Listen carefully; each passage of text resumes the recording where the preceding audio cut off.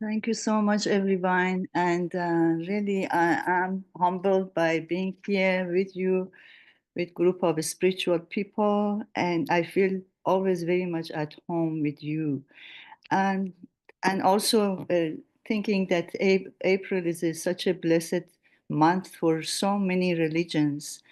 And the reason actually I opted to do this presentation is because Rizwan is the most important day, not just for Baha'is, but in a sense, very, very personally important to me. And today I'm sharing with you a personal story from my perspective and how April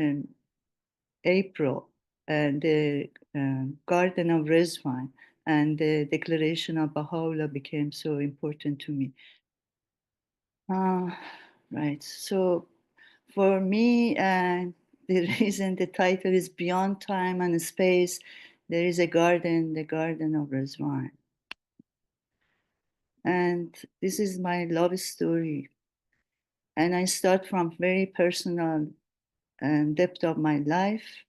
And when I was 17 years old, I was at high school. Our curriculum had a part which was philosophy, and we studied Greek and Western philosophy. And the interesting part was that 1 week we would learn about one philosopher, and we had to become like that philosopher, being able to defend that philosophy.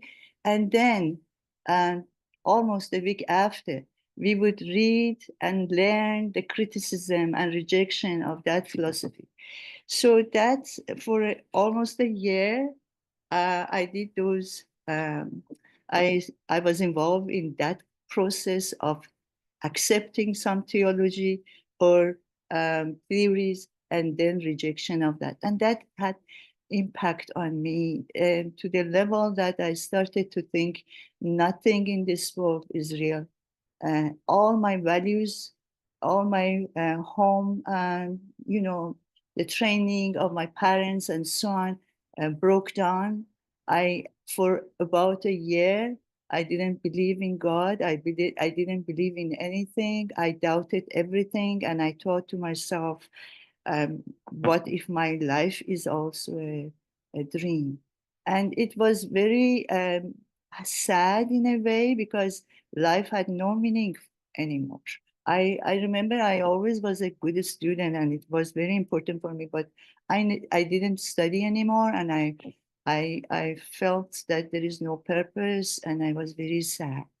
Until really one night, I the feeling was so enormous that I was praying and praying, not praying, but there was something, an urge in me that wanted to grasp something, but I didn't know.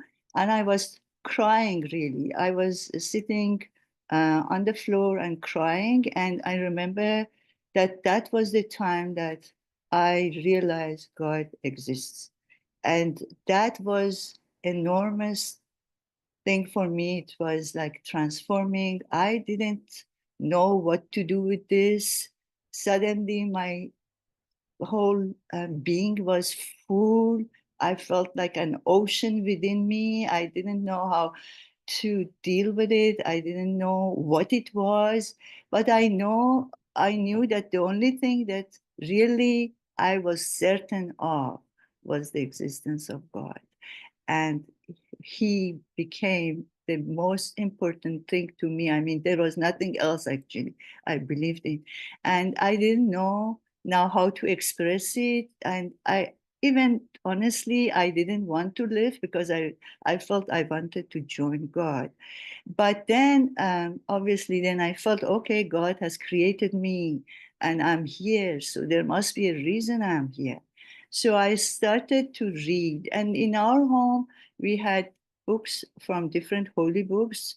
And it happened, I did look at different books, but it didn't speak to me until I got to a book which was a compilation of writings of Baha'u'lláh. And then that was the time that when I started to read, and encountered his writings, immediately I felt united with what I was reading. I felt that was what my heart was longing to say. So one of the writings that I read was, I bear witness, oh my God, that thou hast created me to know thee and to worship thee.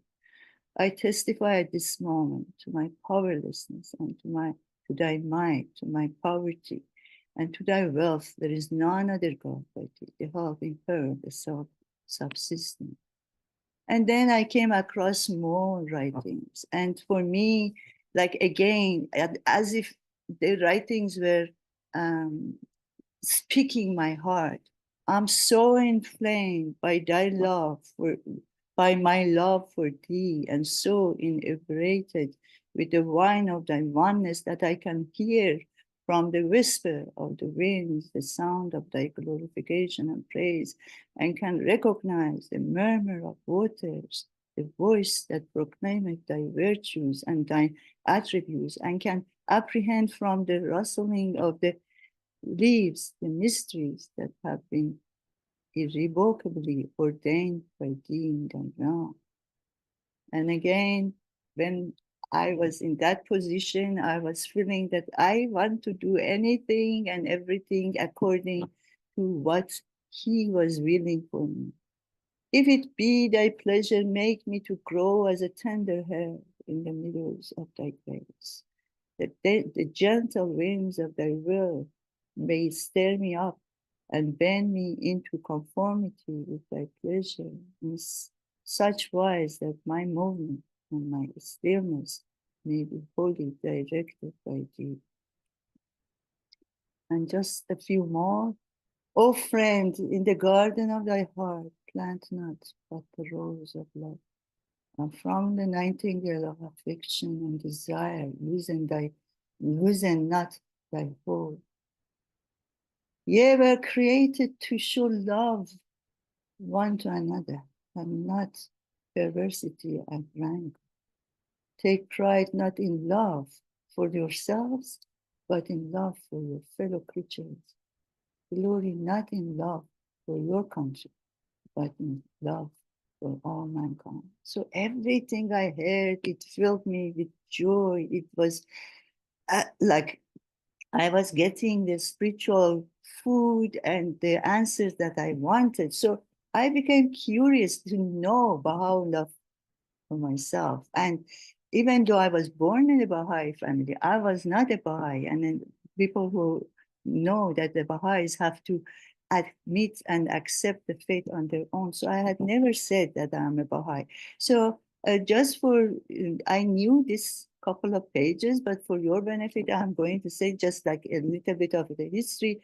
Baha'u'lláh was born in Tehran, Iran, Persia, in 1817, and his father was Mirza Buzurg, a minister in the court of the king. And when he was 22, his father passed away, and the position of his father was offered to him, but he didn't accept it. And the reason was that he came to know about the Bab. The Bab was a young merchant who in 1844 proclaimed and said he is the manifestation of God. And he had his own teachings, which were very impressive. They were very revolutionary in the 19th century Persia. And he spoke about freedom of women and equality of man and woman, and importance of science. But also he said he has come to inform other people that there will be another messenger coming, which is greater than him. So Baha'u'lláh accepted his message, and he became a Baha'i. And because of that, an involvement with the Baha'i community, the followers of the Bab, he was put in prison, and then later he was sent out of the country, exiled to Baghdad, which has in Iraq, which has a border to Iran, in 1853. He was there almost 11 years. In 10th year, or close to 11 years, in 1863, he was again exiled for the second time to Constantinople in Turkey.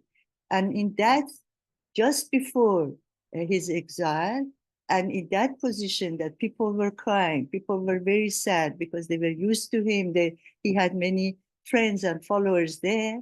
In the midst of the pain and sorrows of separations, he had the the he was in the position to actually announce and unveil who he was.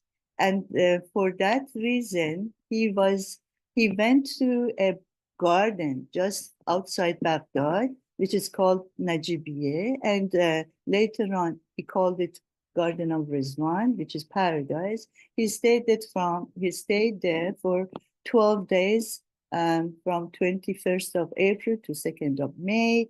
And there these are the days that the Baha'is celebrate, and it is called the King of Festivals, which is the most important days, and 3 days of it are holy days that we don't work. And what Baha'u'lláh did during that 12 days that he was there, he proclaimed and talked about his message that he is the promised one of all ages, and he whom God shall make manifest. So to me, it was a great revelation when I read about Garden of Ridván, that the author of all those writings, which have touched my heart to the core, actually was this person who in this garden talked about unity and so on. So one of the verses that he revealed, not maybe exactly there, but even later, the earth is but one country, mankind, its citizens. And the other one, the well-being of mankind, its peace and security are unattainable unless and until its unity is firmly established. So everything to me sounded so, I mean, I had studied philosophy, so everything to me was making everything so comprehensive. The messages of spiritual messages and the intellectual ones were coming together. And I read more about what was happening in that garden. And one of the things that, again, for me, like I have this poetic tendency in me. And I read that his secretary, Mirza Agha Jan, used to at night call the friends to the room. They would have lights, and they would have candles, and they would chant the writings from the writings of Baha'u'lláh and the tablets and so on. And they were so, enchanted by these writings that they would forget everything about the world and material things. And they would actually not fall asleep until early morning when the sun came out. And also one of the other things that really touched my heart, and that's why also Ridván, because it's a garden of flowers, and I've been, if we go to Ridván and to a party or celebration of Ridván, we see lots of flowers.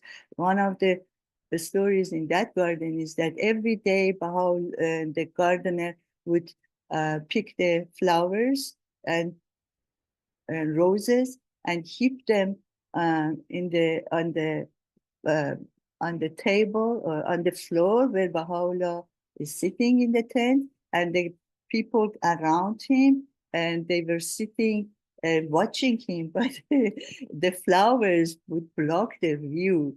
And I know that later on also I read that Baha'u'lláh would give flowers to people, and it was very joyous time, and people were mesmerized by his writing. And he himself, about the significance of this day, says that the divine springtime is come, O most exalted pen, for the festival of all merciful is fast approaching. And again, O my brother, take thou the step of the Spirit, so that swift as the twinkling of an eye. Thou mayest flash through the wilds of remoteness and bereavement, attain the Ridván of everlasting reunion, and in one breath commune with the heavenly spirits. So now that I have all this, spiritual food and so on, my intellect is talking to me and asking me, oh, okay, so Baha'u'lláh is talking about unity, but how do you achieve such a sublime, aim? And here and then I give you a very brief of the teachings of Baha'u'lláh, which actually makes this unity possible. So it is not theoretical, it's extremely pragmatic and possible. And as we as humanity, we become more mature and we are able to put in practice these teachings, we will find that unity is possible. So one of the first teachings of Baha'u'lláh, of course, after oneness of God, is oneness of humanity. We are one humanity. And the more actually we think about it, it becomes so, common sense to us, because scientifically we have realized that we are one. Environmentally, we have realized that we are one. In our hearts and souls, we are only one humanity. And it is really so contradicting to common sense to think that we are not. And we see that, unfortunately, the world is, divided because we intentionally want to, as if disregard seeing that unity.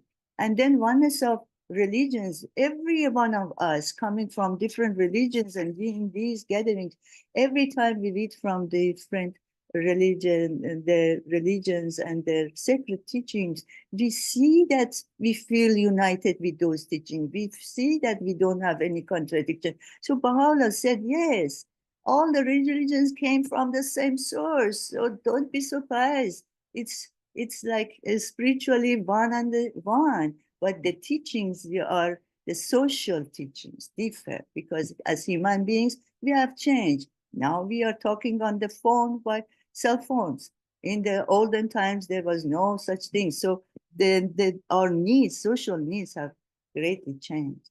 Also, independent search for truth. It's time for each one to look for truth and find their own truth, because when they find their own truth, religious one or cultural or whatever, then we can be committed to it and we become more intelligent about that.